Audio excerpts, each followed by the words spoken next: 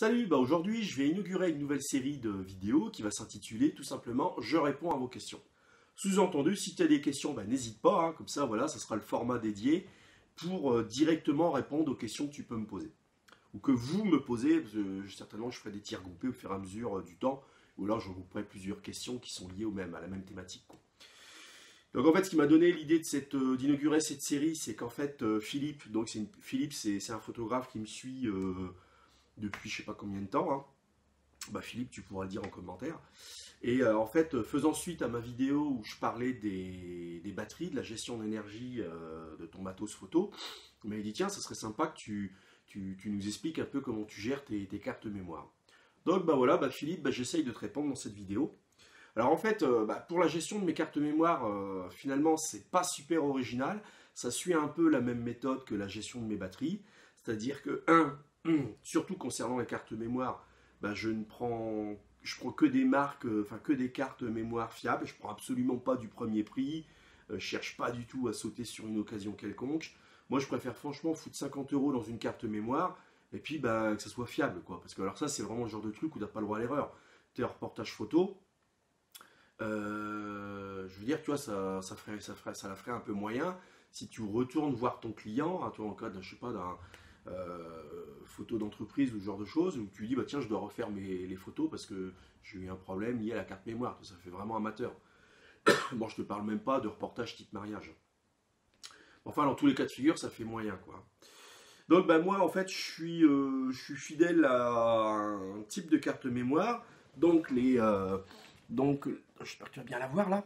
L'Extreme Pro de SanDisk. Alors là, c'est des capacités de 32 Go. Parce que, comme mon boîtier, le Pentax K1, c'est un capteur de 36 millions de pixels, évidemment, comment dirais-je, j'ai besoin de capacité de stockage supérieure à mon précédent boîtier qui était doté d'un capteur de 16 millions de pixels. Donc, je suis fidèle à cette marque-là depuis plusieurs années.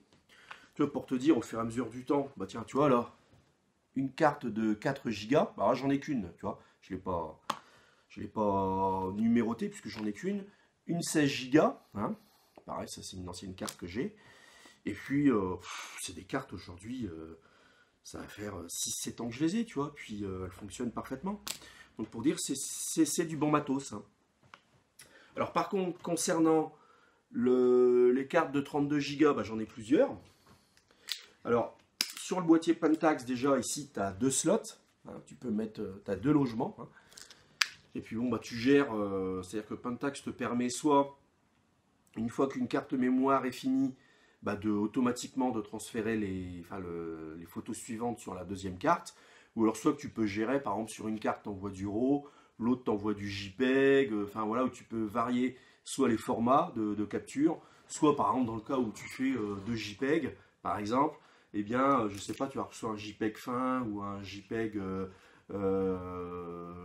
comment dirais-je, assez compressé, toi tu peux gérer comme ça, quoi. Donc là ici j'ai deux slots disponibles pour l'écriture. Et puis dans le tiroir, j'ai un emplacement, tu vois ici là, pour une troisième carte. Donc c'est une carte qui servira en réserve. Ouais, c'est vrai que ça a été cool que Pentax prévoie un peu puisqu'ils ont pensé à ce concept, qu'à la limite, tu vois, il y a un système pour écrire sur la carte. Enfin, c'est pas le cas. Enfin, c'est vrai qu'en reportage, si des fois tu es à court de carte mémoire, c'est vrai que c'est sympa. En cours de reportage, tu vois, c'est tout, tu vas récupérer ta carte de réserve dans le tiroir. Ça, de ce point de vue-là, c'est pratique quand même. Et puis, toi, ça te permet toujours de visualiser, avant de partir en reportage, que tu as bien 2 cartes mémoire dans les slots dédiés, et puis une troisième carte en réserve. Tu vois, ça fait partie, moi, de ma routine de préparation avant un shooting. Avant un reportage. Et voilà. Alors, comme là, j'ai plusieurs cartes. En fait, j'en ai 3. J'ai 3 32 Go, bien sûr. Puisque je peux emporter 3 cartes sur mon boîtier. Tu vois, je les ai numérotées, tout simplement. Comme ça, ça me permet clairement de les identifier. Alors, l'idée de les identifier, évidemment, comme c'est la même marque, etc., Évidemment, une carte SanDisk de 32 Go ressemble fortement à une autre carte de 32 Go de la même marque, donc enfin, avec les mêmes caractéristiques, hein, vitesse en écriture, etc. Et donc bah, ça c'est dans le but que si un jour j'ai un problème d'écriture sur une carte, c'est-à-dire typiquement un problème d'écriture, bah, ça tu le détectes bah, parce que quand tu télécharges les photos sur ton ordi, eh bien, par exemple, je sais pas, tu as la photo, eh bien, en haut, bien sûr, enfin, tu as la scène capturée, hein, et puis en bas, tu as des bandes, tu as toute une zone grise, tu vois. Hein. Bon, bah ça, c'est un symptôme classique d'une erreur en écriture, et dans 99,9% des cas, c'est un problème de carte. Hein. Donc ça veut tout simplement dire que ta carte, elle est en train de rendre l'âme, ou elle a un problème quelconque. Donc dans ces cas-là, bien sûr, faut pas jouer avec le feu, hein. Si tu te rends compte que tu as un problème d'écriture sur une carte, même si ça, tu vois, même si ça te fait chier ou quoi, faut l'acheter. Parce que de toute façon, tu peux pas faire un reportage si t'es pas sûr de ton matos, quoi. Tu vois, moi, quand je fais un reportage, je me concentre sur les vues que je veux capturer. Je suis pas en train de me dire merde, j'ai pris une carte avec moi, elle commence à flasher, à flancher. Mais bon, voilà, non, moi je travaille pas comme ça. Donc ça me permet clairement de les identifier. Et puis voilà quoi, en cas de problème, je cherche pas à comprendre, je la jette. Alors justement, j'ai ces cartes-là.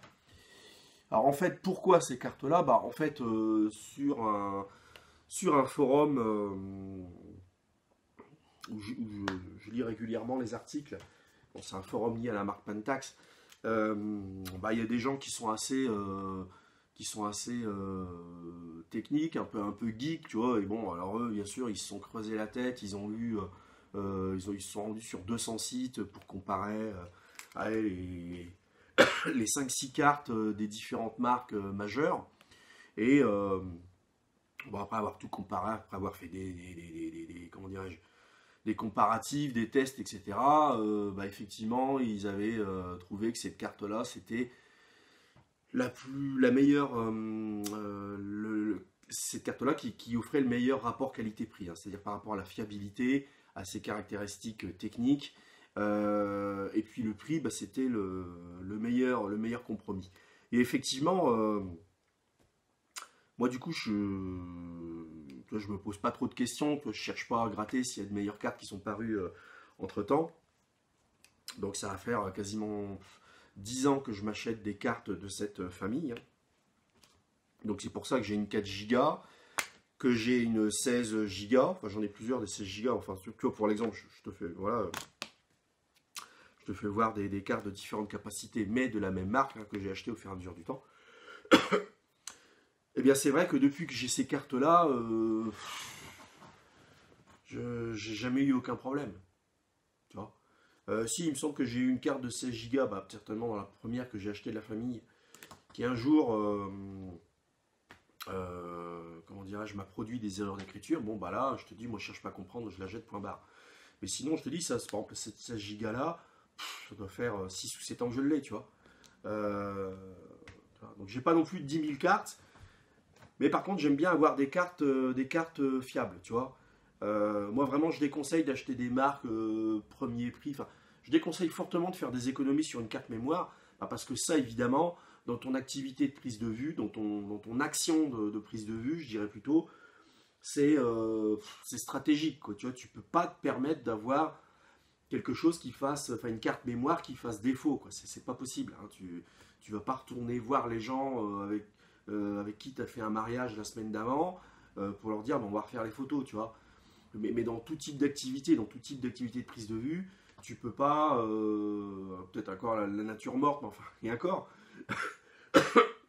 Mais tu vois, tu peux pas te permettre de retourner voir tes clients pour dire faut un délai supplémentaire parce qu'il faut refaire les vues, tu vois, à cause de la carte mémoire. Ça ferait vraiment moyen.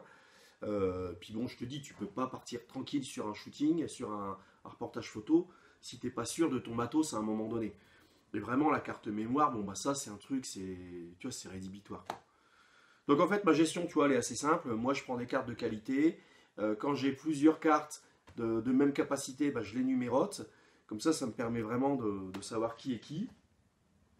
Et puis, bah, bien sûr, sur mon boîtier, bah, comme je peux emporter 3 cartes, et ben, j'emporte les 3 cartes, je ne me pose pas de questions. Même si, bon, En général, bon, déjà si j'arrive à saturer 2 cartes, tu vois, ça sera déjà bien. Bon, alors voilà, j'aurai une troisième carte de 32 Go en réserve. Sachant qu'après, bien sûr, dans mon sac photo, de toute façon, c'est là où je range mes cartes. Donc voilà, tu vois, s'il faut, voilà.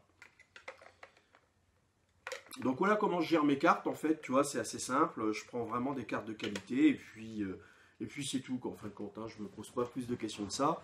Je me souviens, il y a une paire d'années, je te dis ça, bah oui, il y a plus de 10 ans maintenant, plus de 10 ans. Il y a 12 ans peut-être. Bah, à l'époque où les cartes mémoire, ça valait encore une blinde. Je me souviens qu'un jour, comme ça, tu vois, je crois que j'avais acheté, c'était une carte de 2 Go, tu vois, qui était en promotion. Puis voilà quoi, puis je l'avais inséré dans mon boîtier.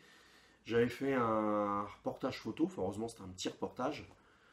Et puis bah, en sortant la carte, je m'étais aperçu que déjà tu sais, les lamelles là, cuivrées là, commençaient déjà à se détacher.